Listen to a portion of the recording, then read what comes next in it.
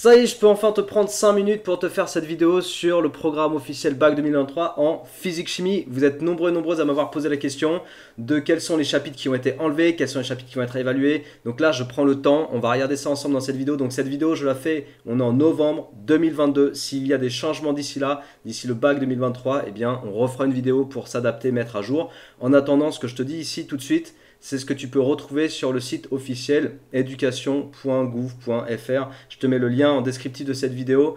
C'est vraiment un extrait du bulletin officiel. Voilà, je ne suis pas allé voir des sites à droite et à gauche. Je suis directement allé chercher dans le bulletin officiel qui était paru, je crois, mi-octobre. Je ne sais plus. Enfin bref, c'est assez récent de toute façon. Donc là-dedans, on est censé avoir les bonnes informations. Voilà, donc s'il y a des informations qui divergent par rapport à ce que toi tu sais, par rapport à tes profs, bah, n'hésite pas à le dire en commentaire, ça fera profiter tout le monde. Donc on va lire ensemble. On va lire ensemble l'énoncé, faire l'exercice. Non, c'est pas une vidéo d'exercice là. Bref, on va lire ensemble et puis regarder à quoi ça correspond, à quel chapitre ça correspond à chaque fois. Donc là, tu as toute la partie chimie, toute l'évaluation de la partie chimie de physique-chimie terminale. Et puis sur l'autre page, on regardera ensemble toute la partie physique qui est évaluée. Et on va discuter dans le détail un peu. Donc on regarde point par point. Alors, dans le contenu disciplinaire, constitution et transformation de la matière. Les items qui vont être évalués, c'est tout cela. Déterminer la composition d'un système par des méthodes physiques et chimiques. Donc ça, en gros, c'est analyse physique. On va marquer les chapitres ici au fur et à mesure. Le nom des chapitres tels que toi, tu les connais en général dans ton bouquin ou avec ton prof en classe. Analyse physique, donc tout ce qui est Beer-Lambert, Colcherot. Et analyse chimique, ou mesure chimique, d'accord? Il y a certains profs qui écrivent mesure chimique d'analyse, mesure chimique d'une solution. Enfin bref, tu as compris, ça c'est le titrage à proprement parler, acido-basique et par conductimétrie. Donc déjà, hop, boum boum, ces deux chapitres sont évalués. Ça correspond à ce tiré-là. Et après, on te parle spécifiquement dans cet item-là, qu'est-ce qu'on évalue, méthode chimique, méthode physique, bref, c'est un peu le détail. Mais en gros, les chapitres, c'est cela, d'accord? Ensuite, modéliser l'évolution temporelle d'un système, siège d'une transformation. Modéliser l'évolution temporelle, c'est la cinétique chimique. Okay, donc ça concerne la cinétique chimique. Après, le truc, petite parenthèse, le truc que je ne sais pas, c'est à quel niveau de détail on doit s'attendre. Par exemple, est-ce que les mécanismes réactionnels qui font partie de la modélisation microscopique. Ah bah non, du coup, ils disent modélisation macroscopique. Donc, les mécanismes réactionnels, a priori, n'y sont pas. Donc, en fait, le deuxième tiré, ça serait équivalent en chapitre cinétique chimique. Cinétique chimique. De toute façon, c'est assez logique parce qu'on retrouve globalement les chapitres qui ont déjà été évalués au bac 2022. Il y a très peu de choses qui changent en fait. Enfin, moi, je crois que j'ai même pas trop vu de changement. Donc voilà, ça c'est la cinétique chimique. Donc avec les lois de vitesse d'ordre 1, avec l'évolution en mode exponentiel de tes concentrations, vitesse volumique, etc. Bref, tout le contenu. En fait, là, on va te dire juste grosso modo le nom du chapitre, hein, on est d'accord. Après le contenu et les types d'exercices sur lesquels tu vas tomber, ça va ressembler aux exobacs qui existent déjà, soit dans les bouquins, soit dans les annales que tu peux retrouver un petit peu partout. Ensuite, tiré suivant, prévoir l'état final d'un système, siège d'une transformation chimique. Et là, en fait, il te détaille, tu as vu, évolution spontanée, équilibre chimique, modèle de l'équilibre dynamique, quotient de réaction, constante d'équilibre, critères d'évolution spontanée, transformation spontanée modélisée par une réaction d'oxydoréduction, oxydant réducteur, et comparer la force des acides et des bases. Donc ça, c'est un gros bloc. Là-dedans, tu as plusieurs chapitres. Et oui, et c'est ça aussi qui est bien quand tu as un bon visuel du programme de physique-chimie en terminale, c'est que tu arrives à visualiser en fait les liens et les connexions entre les idées. Là, s'ils t'ont mélangé les chapitres ensemble, c'est parce qu'effectivement, ils font tous partie, grosso modo, de cette thématique-là. La thématique, bon, les noms des chapitres plutôt, c'est évolution spontanée d'une réaction chimique. Bon, j'écris pas tout, j'écris juste évolution spontanée. C'est piles et oxydoréduction. Alors pourquoi je dis qu'il y a les piles? Pourquoi je dis qu'il y a les piles? Parce qu'on te dit qu'on va t'évaluer sur oxydant réducteur usuel et transformation spontanée modélisée par une réaction d'oxydoréduction. Eh bien écoute, les seuls exercices vraiment dans lesquels tu retrouves une évolution spontanée avec une réaction d'oxydoréduction dans le contexte donc de l'étude d'une telle réaction, c'est les exercices avec des piles. Voilà, c'est aussi simple que ça. Donc même si là-dedans tu ne trouves pas le mot pile, pour moi ça ne veut pas dire qu'on ne va pas t'évaluer sur les piles. Si on te dit qu'on peut t'évaluer sur transformation spontanée d'une réaction d'oxydoréduction, c'est typiquement l'application des piles. Par contre, vu qu'on te dit transformation spontanée, alors on t'indique ici que tu n'es pas évalué sur l'électrolyse. Ok, parce que l'électrolyse, c'est une réaction forcée. Voilà, c'est pas une transformation spontanée. Donc à la lecture de ça, on sait qu'on n'a pas l'électrolyse, mais il n'y avait déjà pas l'électrolyse. Alors si tu veux avoir un bon récap des différents chapitres avec une bonne structure, pareil, je te renvoie vers mes vidéos synthèses, vers mes fiches synthèses. Pourquoi je te renvoie vers ça à chaque fois? Parce que tu as plein d'élèves, peut-être que des santé dans ce cas-là, qui galèrent à visualiser justement toutes ces notions. Sauf que j'ai fait ce boulot de synthétiser les choses, pour ça que je dis vidéo synthèse et fiche synthèse et que tout ça est sur mon site. J'ai fait le boulot de tout synthétiser de façon propre, structurée, concise et précise pour faciliter ton travail, pour te faire gagner du temps en fait. Pour que tu puisses dire, ok, ah ouais, donc c'est toutes ces notions-là qu'il faut connaître. Après, bien sûr, ça n'enlève pas l'entraînement sur des exobilans, mais déjà de visualiser ce qu'il faut connaître dans les différents chapitres. Avec une structure cohérente, parce que si tu as un prof qui ne fait pas le boulot de faire cette structure cohérente, si tu as un prof qui saute du coq à l'âne, qui te fait faire un jour des interférences, et puis 3 jours plus tard, il passe au titrage, et puis la fois d'après, il fait de la méca, tu vois, si tu as un prof qui fait ça, là, tu es perdu, et je le comprends. Il y a vraiment des profs qui font ça, et franchement, je comprends pas qu'ils fassent ça. C'est un truc de dingue.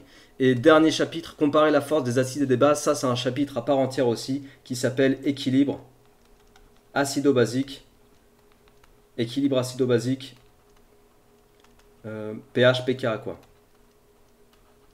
pH-pK. Ok? Et puis, dernier tiré, élaborer des stratégies de synthèse.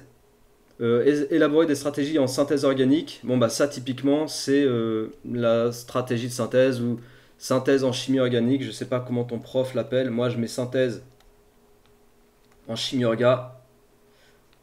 En fait, là-dedans, synthèse en chimie orga, si tu veux, c'est un petit peu un chapitre qui est la continuité directe de ce que tu fais en première, puisque tu as déjà un chapitre de chimie orga en première. Et en terminale, on rajoute quoi? Ou on réutilise quoi? En gros, on va réutiliser toute la nomenclature. C'est pour ça aussi que je t'ai fait une fiche nomenclature pour que tu puisses travailler toute la nomenclature avec les nouvelles molécules qu'on voit en terminale.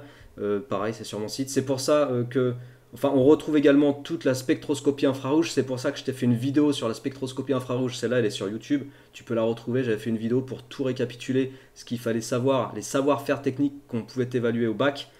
Ça, tu le retrouves dans le chapitre de synthèse en chimie orga, dans des gros exos, on va dire type bac, dans lesquels tu vas devoir faire étudier une synthèse en chimie orga. Très souvent, on utilise la spectroscopie infrarouge. Qu'est-ce qu'on retrouve? Donc, je t'ai dit nomenclature, spectroscopie infrarouge, les calculs de rendement, tout ce qui est quantité de matière, tableau d'avancement, réactif limitant, toutes ces choses-là, tu les retrouves dans le morceau synthèse en chimie organique. Mais en fait, c'est un petit peu, c'est la synthèse au sens large, tu vois, parce que tu synthétises un produit en chimie organique, mais aussi ça fait la synthèse de toutes tes compétences en chimie.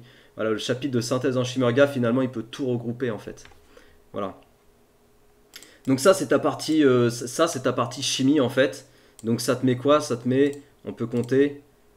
Tac, tac, tac, 1, 2, 3, 4, 5, 6, 7 chapitres, a priori, si c'est découpé comme ça par ton prof ou ta prof, ça te fait 7 chapitres de chimie.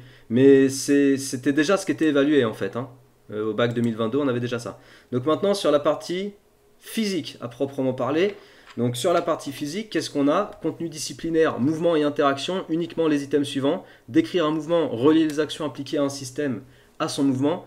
Bon bah ça c'est toute la méca en fait, d'accord. Quand on dit décrire un mouvement, quand tu fais de la méca 3 avec les études des mouvements des satellites, des planètes, etc., des comètes, tout ce que tu veux dans les exobacs que tu as fait, ça, la méca 3 t'étudie des mouvements, donc ça rentre dans le cadre d'écrire un mouvement.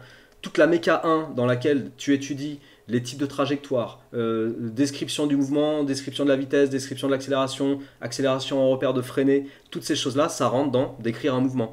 Relier les actions appliquées à un système à son mouvement. Bon bah ça c'est la dynamique des forces, ok. Les actions, c'est des actions mécaniques, c'est les forces.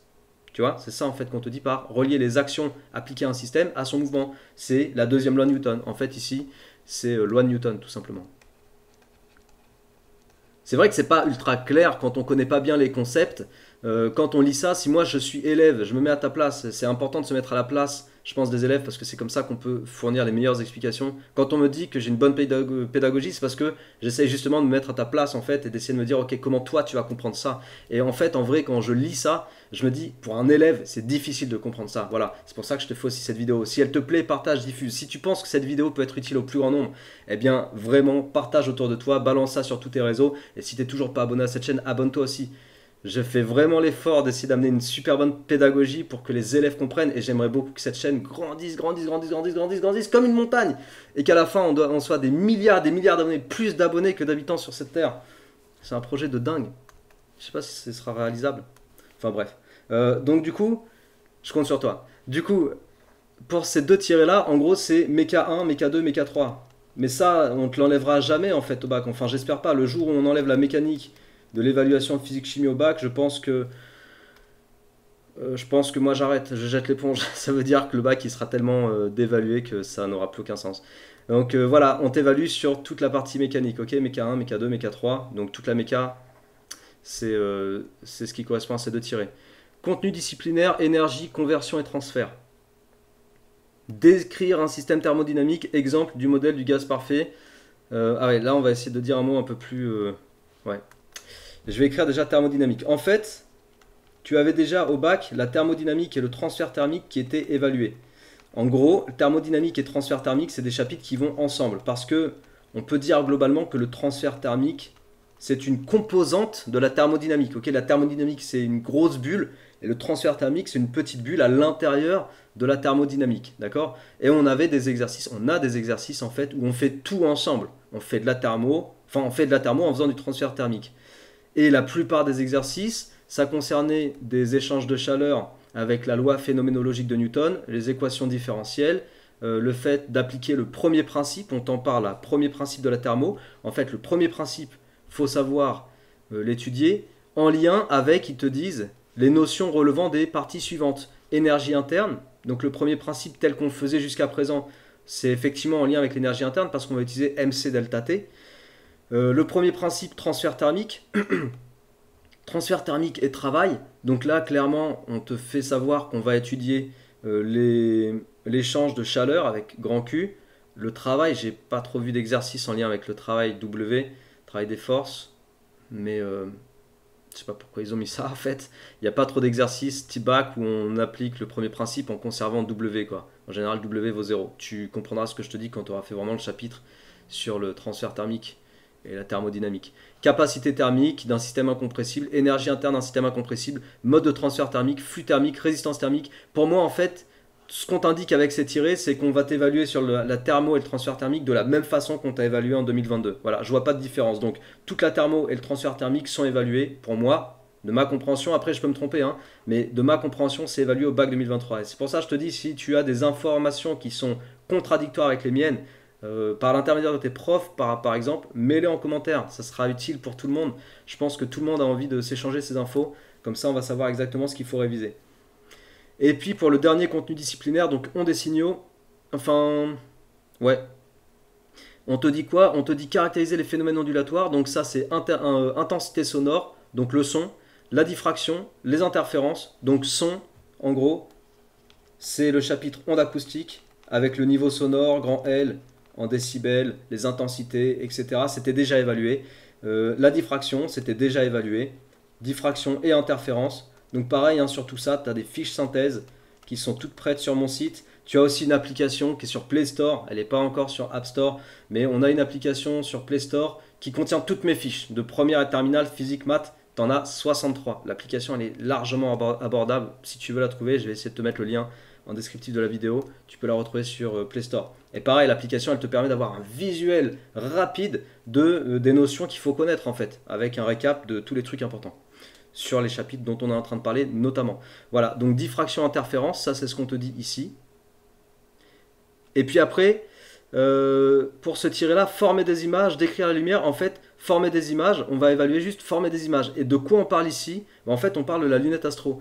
La dernière fois, j'ai fait un live sur YouTube et quelqu'un a posé la question justement des chapitres évalués et j'ai dit qu'il me semblait qu'il n'y avait pas lunette astro. Je me suis trompé. La personne à qui j'ai dit ça, j'espère que tu vois cette vidéo, je me suis trompé. Il y a lunette astronomique a priori, vu ce qui est écrit là. Donc lunette astronomique, c'était déjà évalué et puis c'est encore évalué. Et étudier la dynamique d'un système électrique, bon bah ça c'est circuit RC. Donc circuit RC, c'est l'électricité, dans lequel on retrouve également des équations différentielles. Voilà, donc en physique, ça nous fait grosso modo 3 chapitres, 4, 5, 6, 7, 8, 9. Donc on avait dit 9 aussi en chimie, 1, 2, 3, 4, 5, 6, 7, ah non 7, et 9 chapitres en physique. Pour moi, globalement, je vois pas vraiment de différence par rapport au bac 2022. Après, à savoir, est-ce que dans les items dont on a parlé, dans les chapitres dont on a parlé, est-ce qu'ils vont enlever certaines petites parties, par exemple, est-ce qu'il n'y aura pas la loi phénoménologique pour la thermo ou le transfert thermique? Ça me surprendrait beaucoup. Ça me surprendrait beaucoup. Moi, je ne pense pas qu'on va l'enlever. Et de toute façon, si tu vises des études scientifiques après bac, notamment en maths ou en physique avec des études style les grosses prépas, les écoles d'ingé, etc., ne fais pas l'impasse de comprendre la thermodynamique en te disant ah bah, je comprendrai après le bac. Non, mais ça c'est vraiment une mauvaise idée. Parce que je te garantis qu'après le bac, on va passer un cap, tu vois, on va passer une marche et tu as intérêt à avoir des très bonnes bases et des très bonnes compétences. Sinon, c'est la grosse galère. Voilà, je pense qu'on a fait le tour. Donc, si cette vidéo devrait être mise à jour, si elle devait être mise à jour, s'il y avait des nouvelles informations d'ici le bac 2023, on refera une vidéo. Là, c'est à mon avis ce sur quoi il faut se baser par rapport à ce qui est paru au bulletin officiel. Si tu as des informations contradictoires, mets-les en commentaire. Si tu n'es toujours pas abonné à cette chaîne, je compte sur toi pour t'abonner, pour faire connaître mon travail, pour aller voir les vidéos de maths, de physique, chimie, pour aller voir également ce que je te propose sur mon site si tu veux aller plus loin, si tu veux les vidéos exclusives, les fiches synthèse, ou alors tu vas sur Play Store directement pour les fiches synthèse. Voilà, tu sais tout, je compte sur toi. Je te souhaite de bien travailler, motive-toi bien, et puis à très bientôt. Ciao!